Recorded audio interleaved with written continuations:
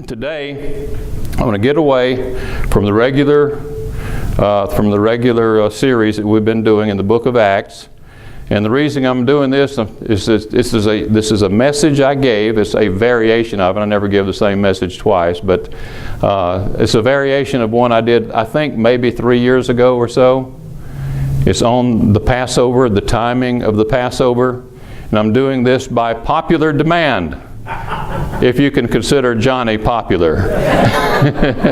He asked me if I would do this because that was just right before, when I did it before, that was just before we started taping things, and he wanted this on tape. So it won't be exactly like I gave it the first time, but it'll be the same information. And I'll tell you up front that this subject is there's so much material, I cannot possibly cover it all today.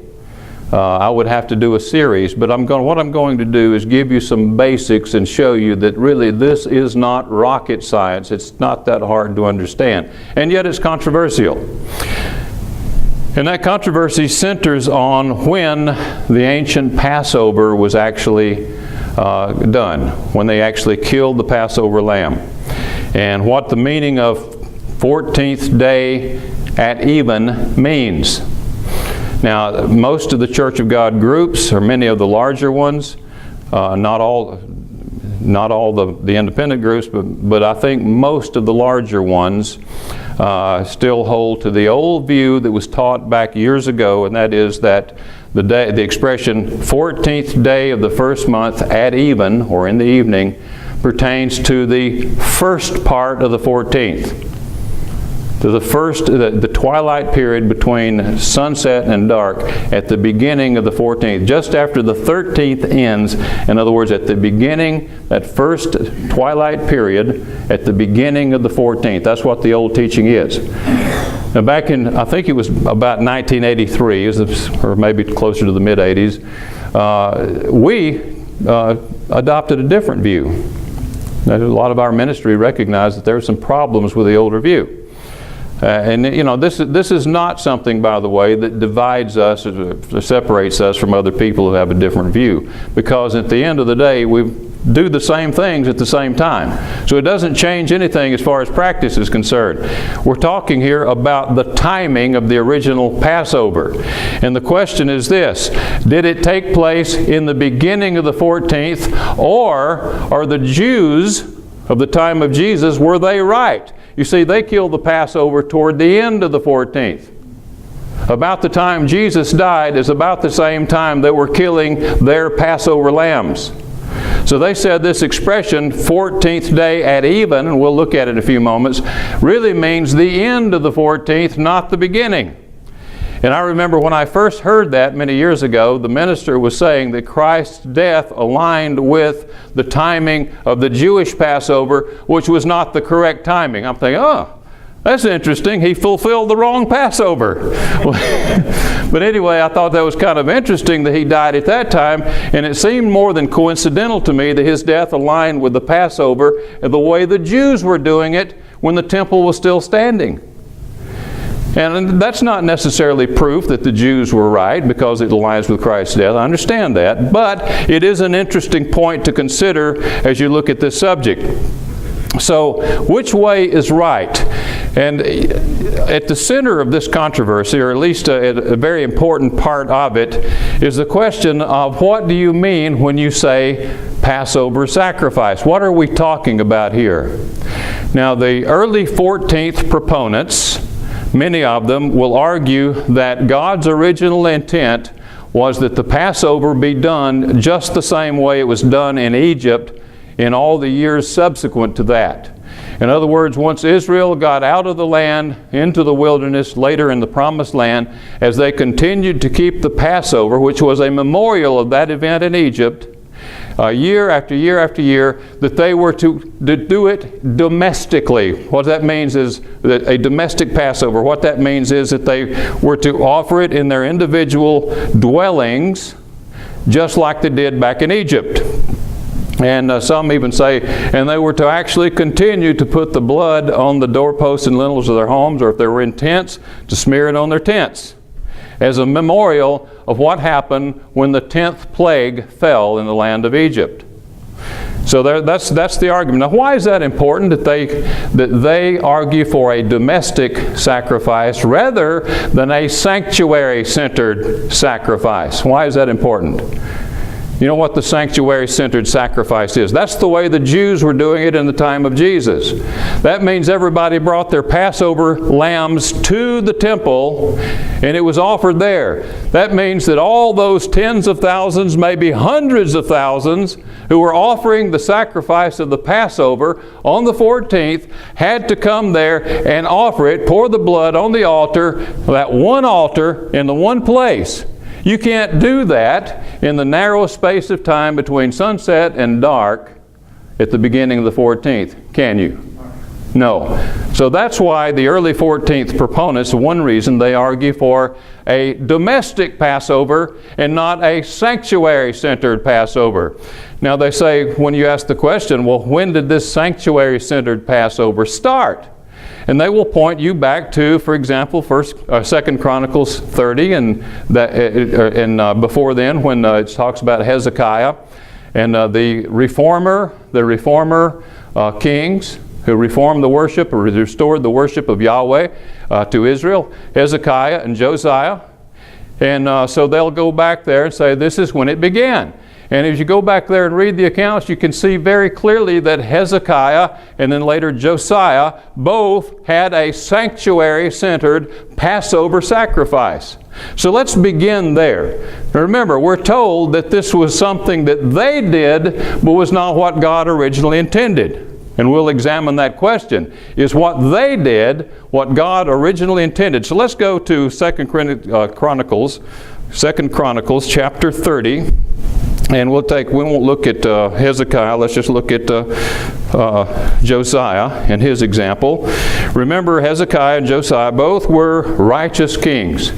They intended to fully restore the worship of the true God in the land, to drive out the pagans, to get rid of all the idols and the idolatry and the false customs, and restore God's law as it should be, as it was intended to be from the beginning. This was their intention. They wanted to restore the true worship of God. So here you have in 2 Chronicles, let's go on over to see where we want to begin here. In chapter 30 talks about Hezekiah, but let's move on over a few pages to chapter 34. Chapter 34, this talks about the reign of Josiah. And we're told in, we want to start there in about verse 3, says, "For in the 8th year of his reign, while he was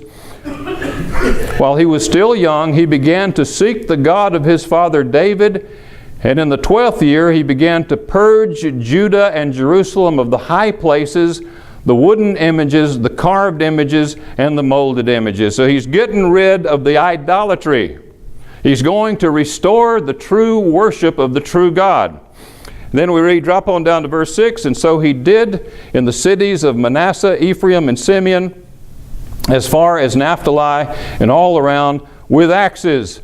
When he had broken down the altars and the wooden images, had beaten the carved images into powder," and so on. He was going to completely restore the true worship of God. And then in chapter 35, we see that he keeps the Passover. Let's read what it says about that. Chapter 35, verse 1, "Now Josiah kept a Passover to the Lord in Jerusalem, and they slaughtered the Passover lambs."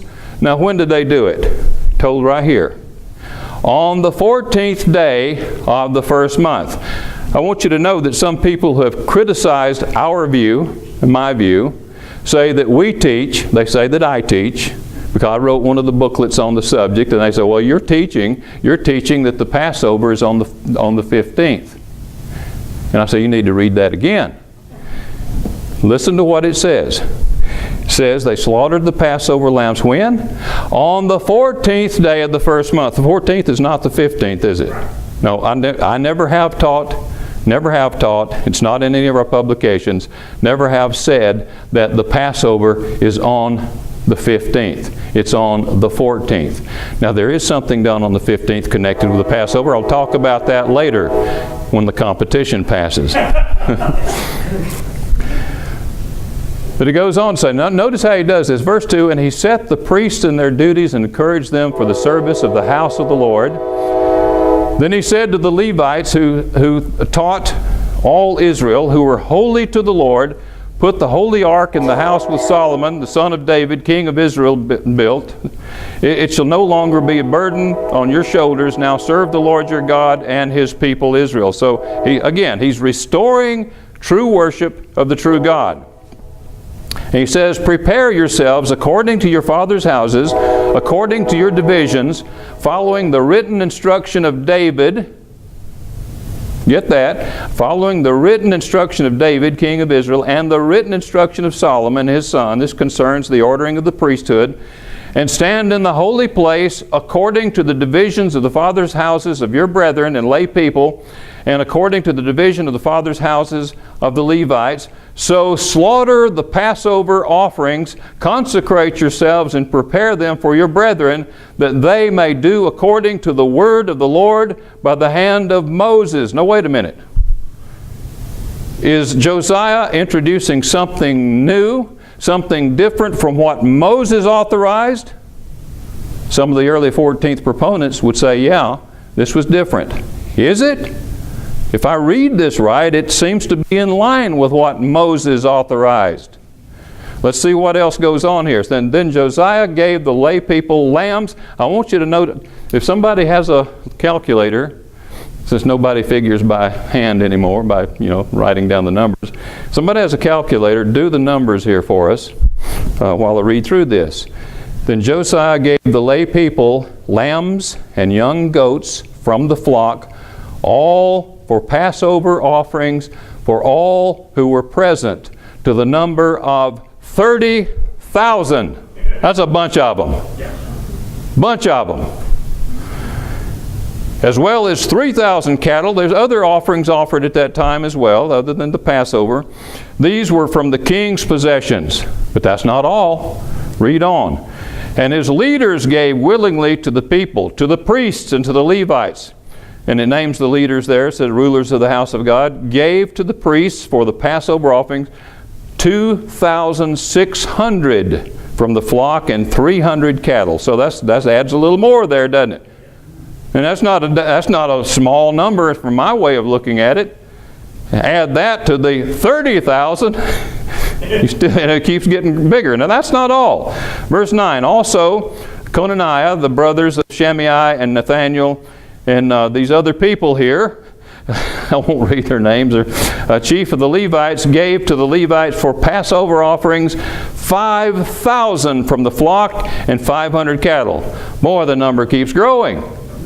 You're using a calculator. You don't even have to have a calculator. Just do the math in your head, and you can see this is not a small number of animals. So the service was prepared, and the priests stood in their places, and the Levites in their divisions according to the king's command. And they slaughtered the Passover offerings, and the priests sprinkled the blood with their hands while the Levites skinned the animals. Now, it's not, it doesn't necessarily have to be done this way. It is possible that there were times when the people offered their own sacrifices, but they still, it's important. You don't just offer the sacrifice or kill a lamb and then pour its blood out at your individual dwelling. It's got to be brought to that altar where it is offered. Or otherwise, it's not a sanctuary-centered offering. And that's what they were doing here, a sanctuary-centered offering. Then they removed the burnt offerings that they might give them to the divisions of the fathers' houses of the lay people to offer to the Lord, as it is written in the book of Moses. Oh, you mean it's something, this is in accordance with what Moses said? And so they did with the cattle. And they roasted the Passover offerings with fire according to the ordinance, but the other offerings they boiled in pots and cauldrons and in pans and divided them quickly among all the lay people. Boy, they had to be working fast to get all this done. You have to realize, even though you had a good number of people working at it, that's a lot of animals. That's an awful lot to be doing. And I don't think they did this in that narrow window of time between sunset and dark at the beginning of the 14th. They didn't. And even many of the early 14th proponents will tell you, no, that's right, they did this differently. Yeah, they did.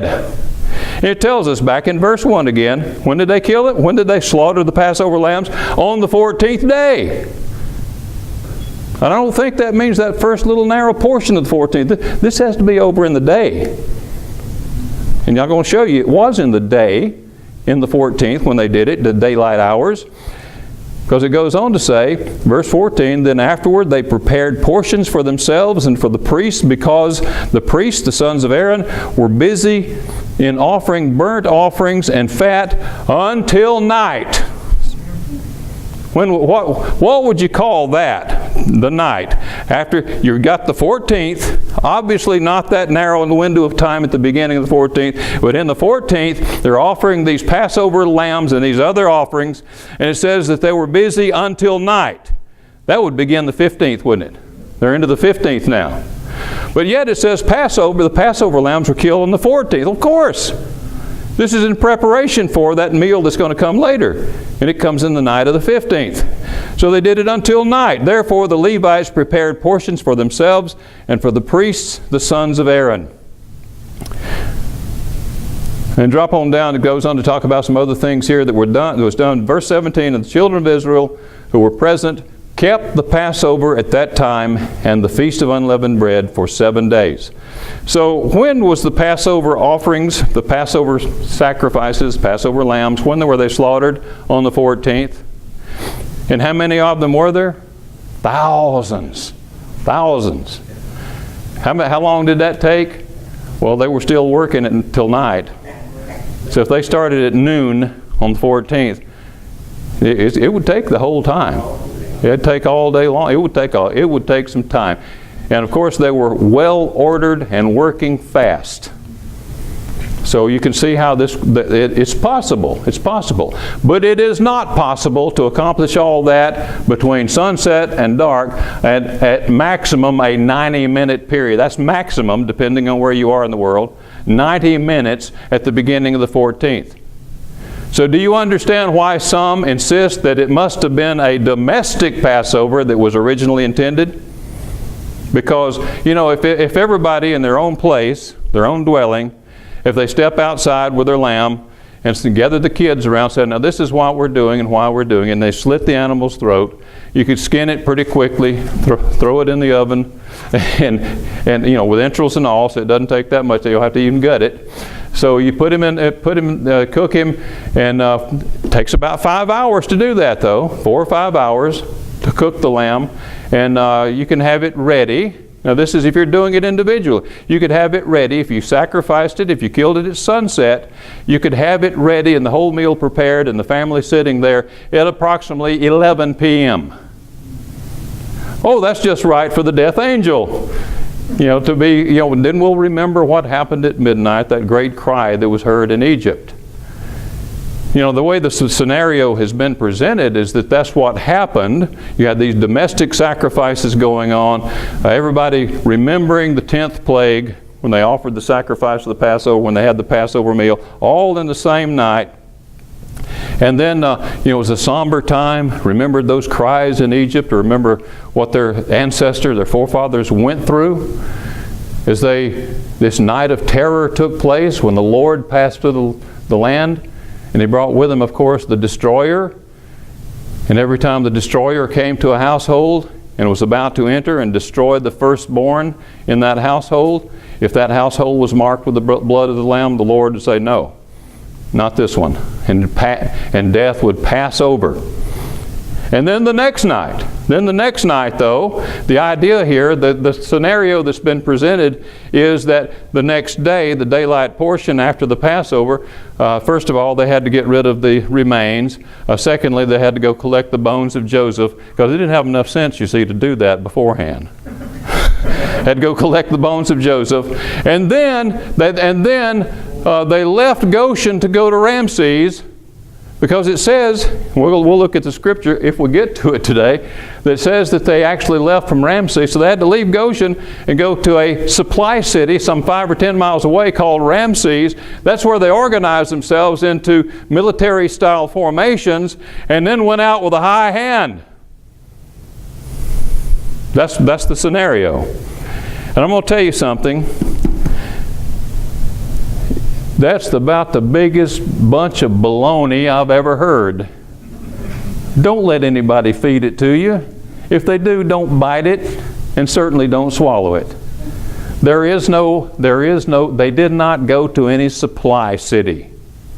If we get to it, I'll explain what that's all about. See, that's an attempt to show they had to have a lot more time to prepare than they actually did. No, they were forced out. Pharaoh sent word to them, get out of my land. The people said, please leave or we're all dead.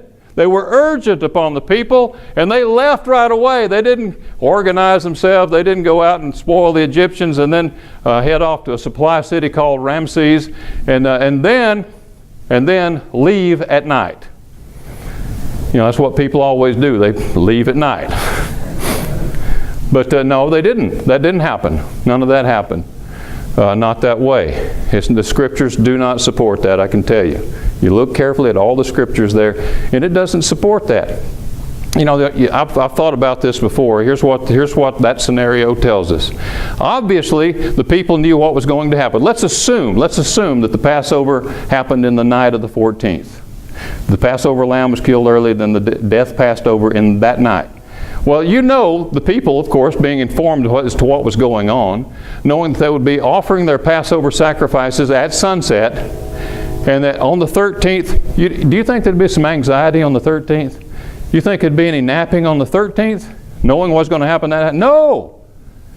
And then the 14th begins, the sacrifice takes place, all the cooking has to take place, and then by midnight death is passing through the land, and it's a night of terror, and the people, you think there's any anxiety there?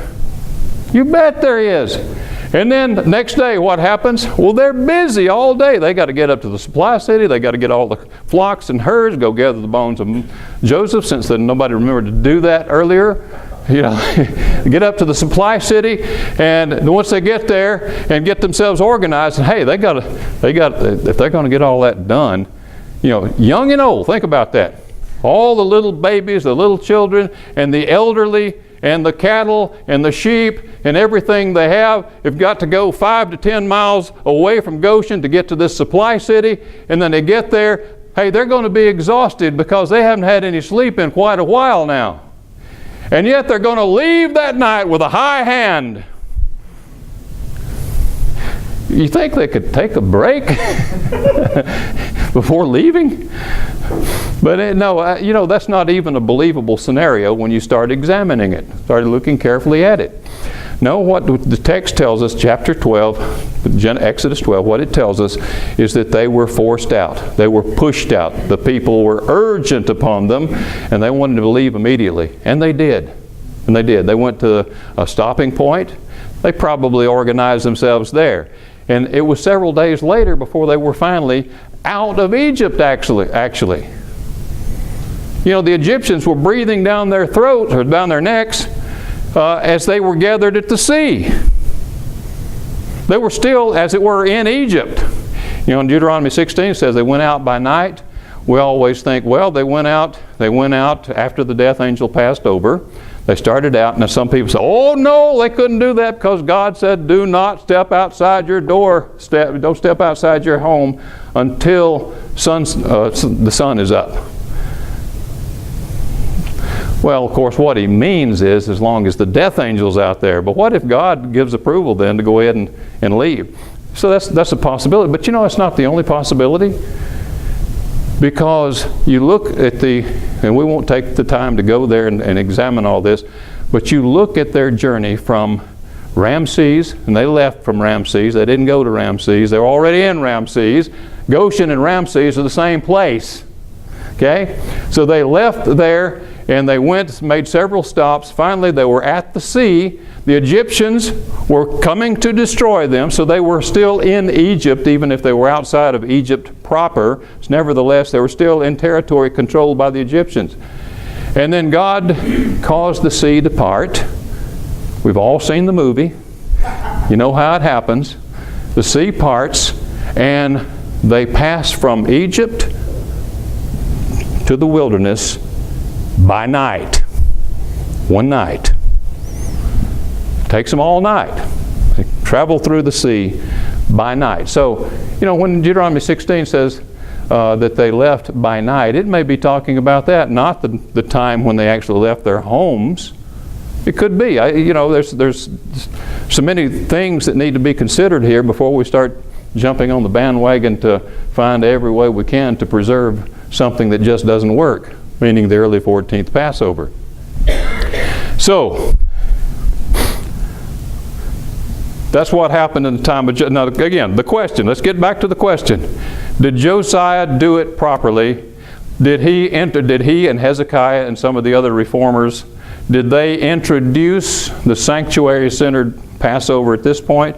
Or is it something that already had God's approval and God's authorization? The text here seems to indicate this is the way Moses indicated. Well, let's go back to Numbers chapter 9 and we will see the answer to that. In Numbers chapter 9, remember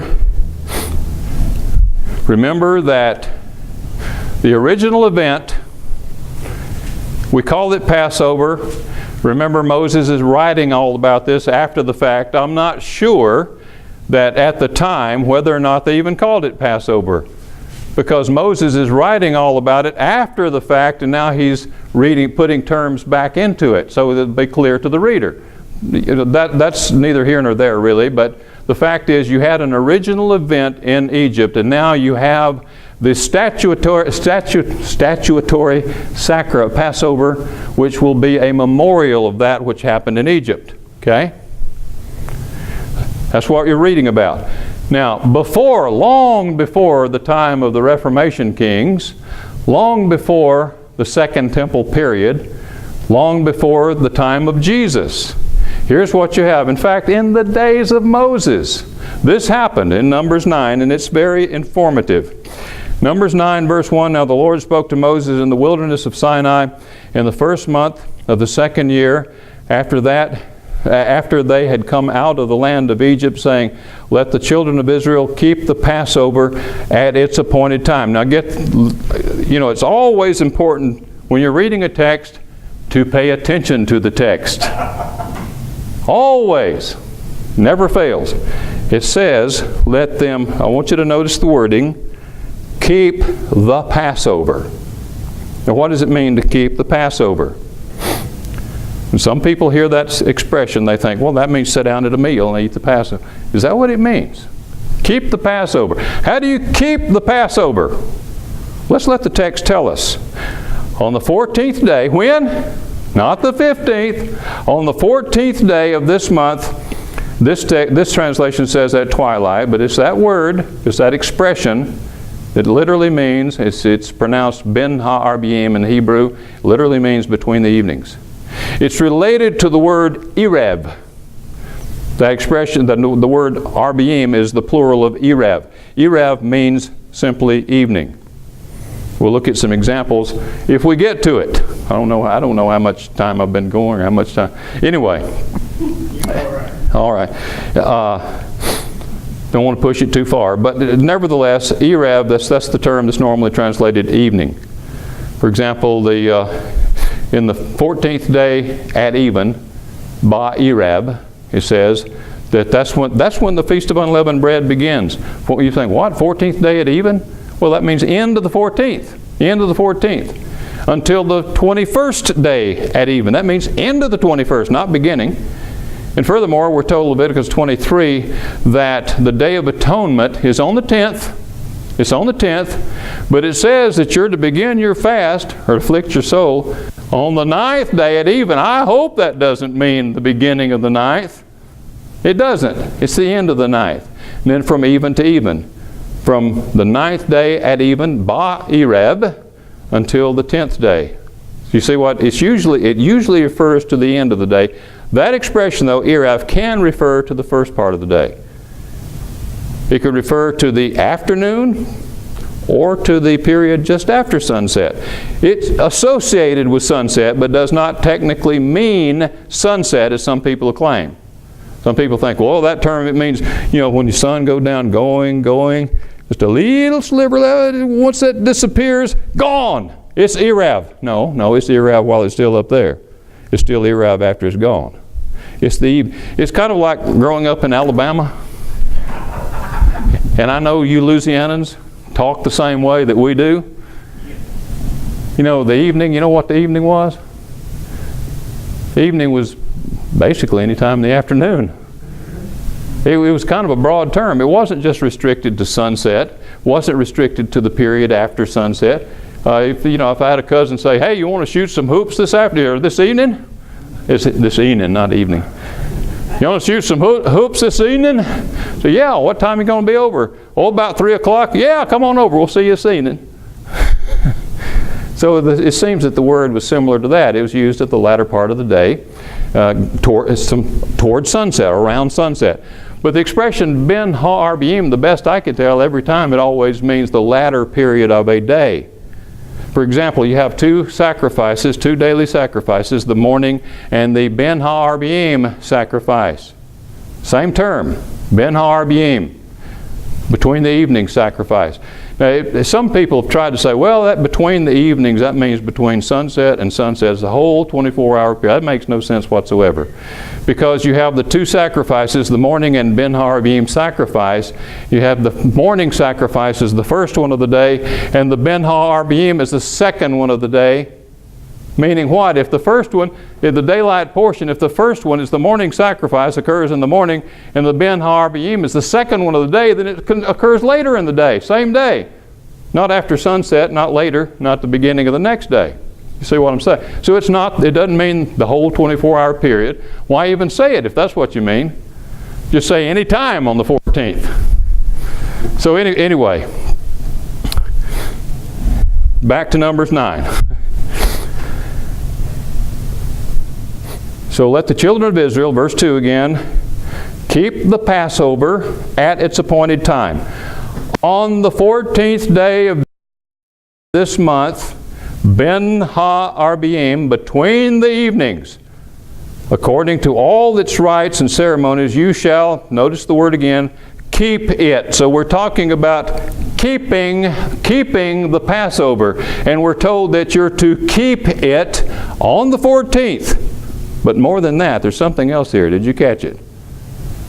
Not just on the 14th. At a particular time on the 14th, between the evenings. And it is my understanding, I think you would probably agree, we see the evidence, that that's talking about the latter part of the 14th.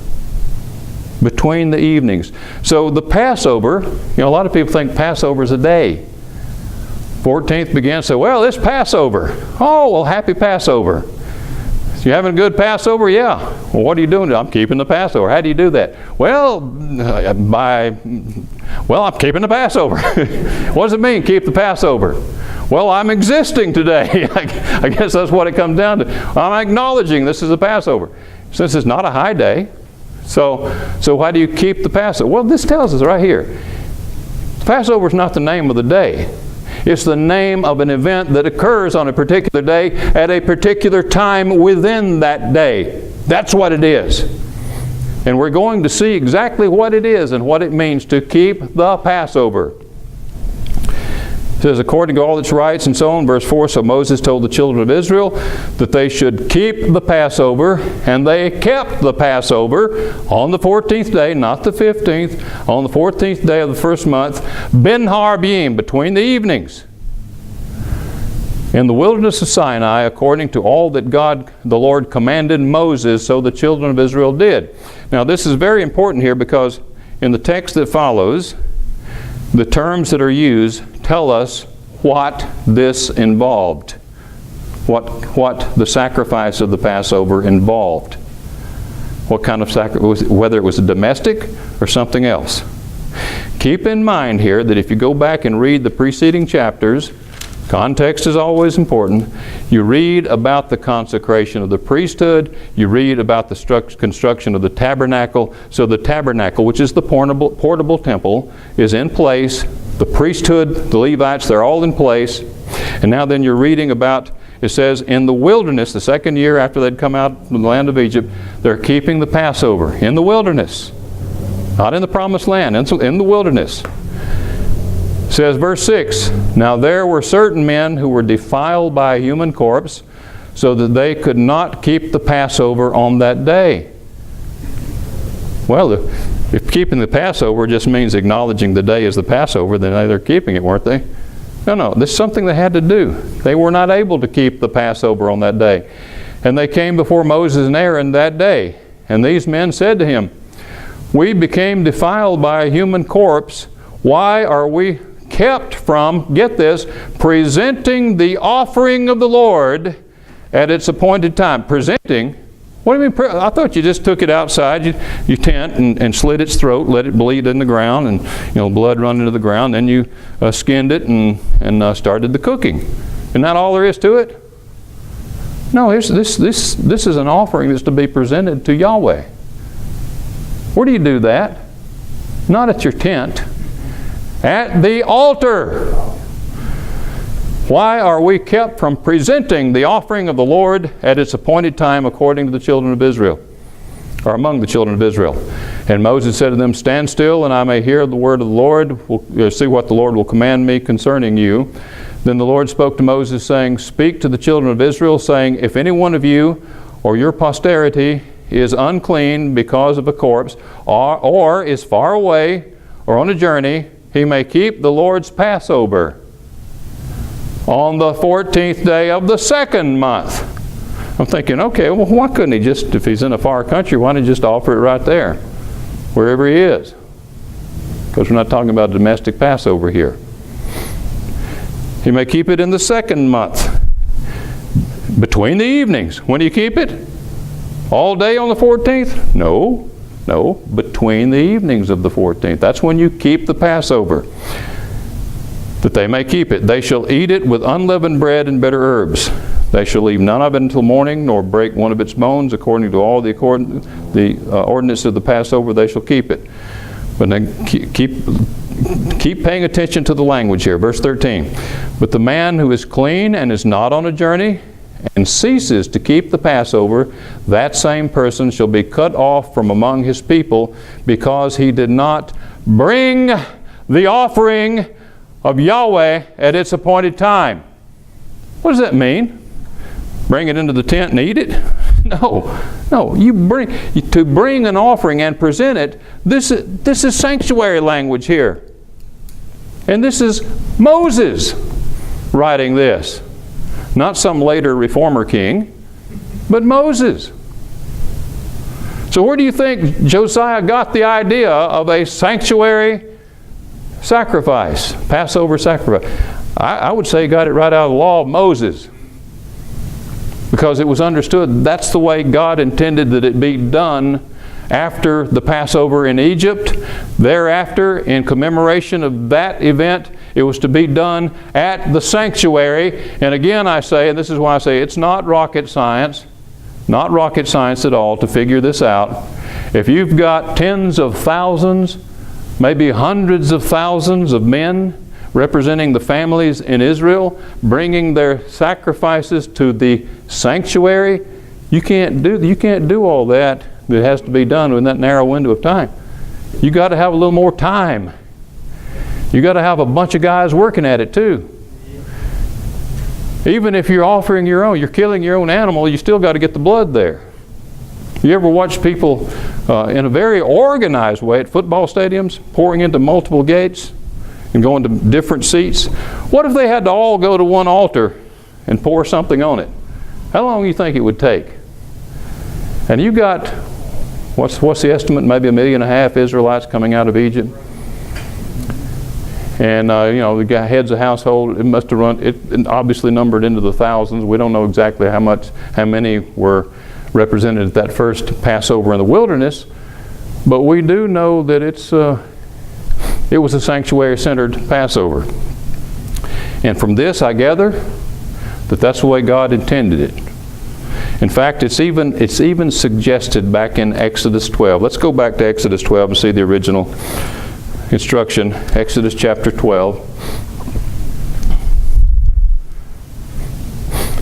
The original instruction, it says, verse 5, "Your lamb shall be without blemish, a male of the first year.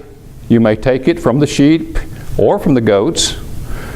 Now you shall keep it until the 14th day of the same month, then the whole assembly of the congregation of Israel shall kill it between the evenings. So what happens between the evenings?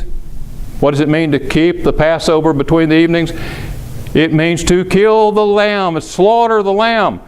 And again, we're not talking about going outside your tent and taking an animal and slitting its throat and letting it bleed into the ground and then skinning it and cooking it. We're talking about this was an elaborate ritual. It was an involved ritual.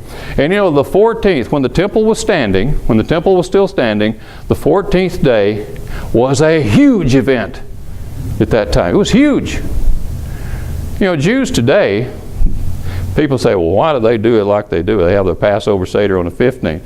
Well, if they had a temple standing, if they were there in Jerusalem, I'll guarantee you the 14th would be huge, because a big sacrifice would be taking place that day. And today, of course, they use the term Passover to pertain to the whole festival, the whole feast. And any Jew who knows his Judaism will tell you that the Passover Seder is not the Passover, the statutory Passover. It's not. It's a remembrance of it. It's something they do remembering that, but they know that that's not a properly offered sacrifice, even if they have lamb. And some of them refuse to have it because it's too close to a sacrifice, and they know that it is absolutely unlawful to offer sacrifices outside that land and away from that tabernacle or away from the temple. They know that. So the Passover never was a domestic sacrifice, except in Egypt, of course. But the statutory Passover that God through Moses authorized and was kept thereafter was a sanctuary-centered Passover sacrifice, not a domestic sacrifice. And that's all you need to know if you want to answer the questions. Did Josiah get it right? You bet he did. You bet he did. Did Hezekiah get it right? Of course. Did the Jews at the time of Jesus have it right? They had a lot of things wrong, but did they have the timing of that right? Of course they did. We're not going to have time to do it. There's so much more we need. I do want to cover some more here in the Old Testament, but I just want to mention, though, in passing, since we won't have time to do it. The New Testament, it appears to place the Passover, the Gospels appears to place the Passover at the beginning of the 14th. You have to realize, though, that the language had changed over time, and the word Passover was applied to the season itself. So what the Passover that Jesus had with his disciples, you know, the way it's worded in the synoptic accounts, you get the impression the 14th had already begun. But Bullinger points out, and others have pointed out, I don't necessarily trust Bullinger's work, but I think he has a point when he says what it's talking about when it says they came to him on the first day of unleavened bread. That means, you know, at that time it didn't mean the 15th, it meant that preparation day. So when they came to him, said, where will we eat the Passover? Seems kind of odd if they're coming right there, right at the beginning of the 14th, say, oh, by the way, where are we going to eat the Passover? Usually have to have a little more preparation than that. No, I don't think that's what's going on, but the impression you get when you put the synoptics together and consider the language possibilities there, the translation possibilities, it seems that the 13th was just coming to an end and the 14th was about to begin. And so close to it that they said on the first of unleavened, you know, the way some of the gospel writers put it, they came to him. And it says, and he tells them where to go and what they'll find there and how to prepare. So they went to prepare for the Passover. And then Jesus came along, and it says, when the evening had come. Now wait a minute. They didn't have a whole lot of time to cook up a lamb, did they? Unless they started cooking it well on back in the 13th, and that I don't see any authorization from the law for doing that. You see what I'm saying? The evening had come, he sat down. So I think what you have there, you have Jesus participating in a Passover, that is to say, seasonal meal with the disciples. I really don't even think they had lamb that night. We're talking about eating this Passover. Some translations actually insert the word meal because they recognize it was a seasonal Passover season meal, not the lamb. Okay? They'd have been doing that the next night. And this is when Jesus institutes something brand new. And this is, a lot of people don't get this. I noticed in our bulletin, I thought about it when Johnny announced it. Some people might be confused when they hear, let me read it like it is here. When they hear this, on March 29th, New Testament Passover. March 30th, Passover dinner. So what on earth, what's going on here? I thought Passover is on the 29th, yet you're going to have Passover dinner on the 30th? Well, yeah, it depends on what you mean by Passover. We're talking about a season here. And the 30th is what we call the night to be much observed. That's when the Passover lambs were eaten anciently. But listen, when it says keep the Passover, over and over again, we see that keeping the Passover pertains to something that was done between the evenings. What does it tell us? To keep the Passover means to sacrifice the Passover. The Passover then was a sacrificial rite, a sacrificial ceremony. Now, of course, the night to be much observed that immediately followed when they ate the lamb, of course that was a part of the celebration. But that celebration was not a division of two parts. Some people, I've always thought it kind of odd. I alluded to this earlier. While I'm alluding to it again, be turning over to Deuteronomy 16. I want to take a look at something here. Deuteronomy 16. But it seems kind of odd to me that the thought is that when the people came together to observe the Passover in the early 14th, it was a somber occasion, remembering that night of terror. What they're really saying is it was a memorial of the 10th plague. And then, though, all that's past. You got the next day. What are you going to do the next day? I guess take a nap or whatever. But the next day, in reality, is a very busy day because that's when the huge event called the sacrifice of the Passover took place in Jerusalem. But anyway, so the next day, got ready for, guess what? Guess what? Last night, we were all quiet and somber. But tonight, it's party time. We're going to celebrate going out of the land of Egypt with a high hand. That seems kind of odd to me. Always seemed kind of odd to me. Is that really what he's saying there? I don't think so. I don't think so. You see, the Passover, both the sacrifice and the feast that follows, all of it, the whole thing, pertains to one redemptive event. And that is God delivering His people from Egyptian bondage. All of it. It's not divided up into parts like, well, now we're going to commemorate the 10th plague. Let's throw in some more celebrations before then. Let's have the other plague celebrated. No, this is a celebration of the 10th plague, and now we're going to celebrate departing from Egypt. But look at Deuteronomy chapter 16. It says, observe the month of Abib and keep the Passover to the Lord your God. Why? Keep the Passover. Why? For in the month of Abib, the Lord your God brought you out of Egypt by night. Why do you keep the Passover? To commemorate the 10th plague? No, to commemorate the Exodus. It's all.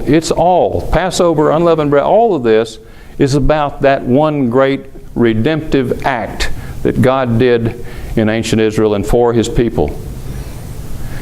And that redemptive act serves as a type, a shadow of the ultimate redemptive act that God did for us when He sent His Son, the Lamb of God, the true Lamb, into this world to die for the sins of the world. So what we're seeing here is but a type, a shadow. Now, again, there's so much more to be covered that could be covered, but I think we've hit the basics there, and I want to show you how simple it really is.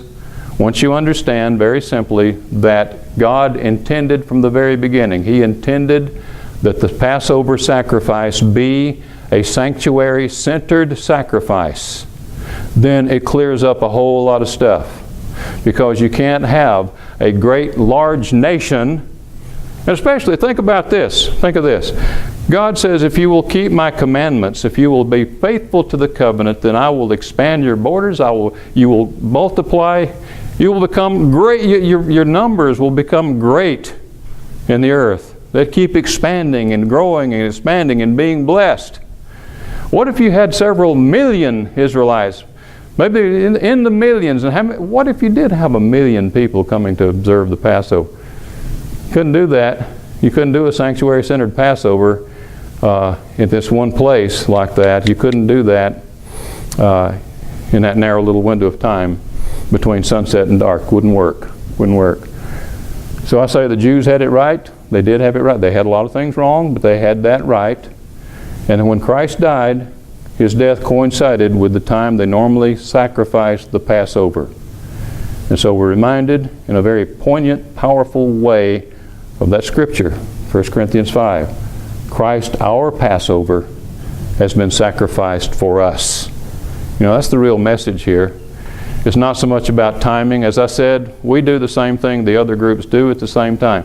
Because when we come together, I do need to mention this before we close. When we come together, we're not keeping statutory Passover. Read Exodus 12 and see what the requirements are for you to keep that.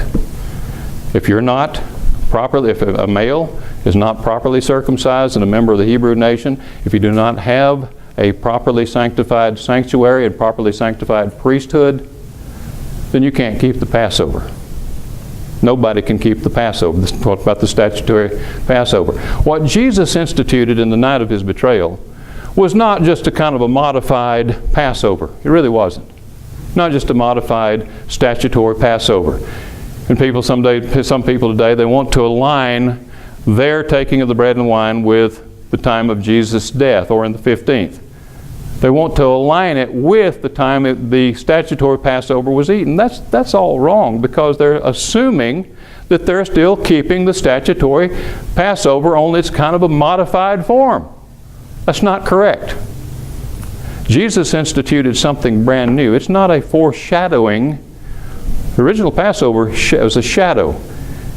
It's a sacrificial ceremony that foreshadowed the death of Jesus. But what he instituted is a memorial of what he did. It's not just a modification of the statutory Passover. No, it's something new. And so therefore, I'm very comfortable in doing it at the same time he instituted it, in the beginning of the 14th. We call it the New Testament Passover. That's fine. I can't think of a better term to describe it, because Christ, our Passover, is sacrificed for us. But it's really not the same as the statutory Passover.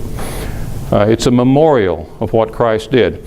And some people might like to say, well, yeah, but I want to align it with it's a memorial of his death, I need to take it at the time he died or shortly thereafter. No, you don't. No, listen. Do you think the sacrifice of Christ refers only to the moment he closed his eyes or looked up to heaven and said, receive my spirit? His whole life was a sacrifice. And that night, the night he took the bread and the wine, he stooped down and washed the disciples' feet, and he took the bread and wine and said, this is my body, this is my blood. That very night, his final test began. That final sacrifice. And it ended the next day. At approximately the same time, the Jews were sacrificing their Passovers. So when I take the bread and the wine, I'm memorializing with you that whole event. I'm not trying to align anything with an ancient sacrificial rite. I'm doing what he did, what he instituted when he did it. And I recommend that we all do that. And of course, that's what this group will be doing come that time. So that's about all we can cover this time. I mean, I should have started early and made this into a series, but anyway, I think you got the basics there. I think you got the basics. We understand the difference between a domestic and a sanctuary-centered sacrifice. And once you understand that Passover was sanctuary-centered, was intended to be, then it clears up a lot of these questions that you may have. So thank you very much for your attention, for giving me the chance once again to talk about this subject. Maybe we'll do it again next year.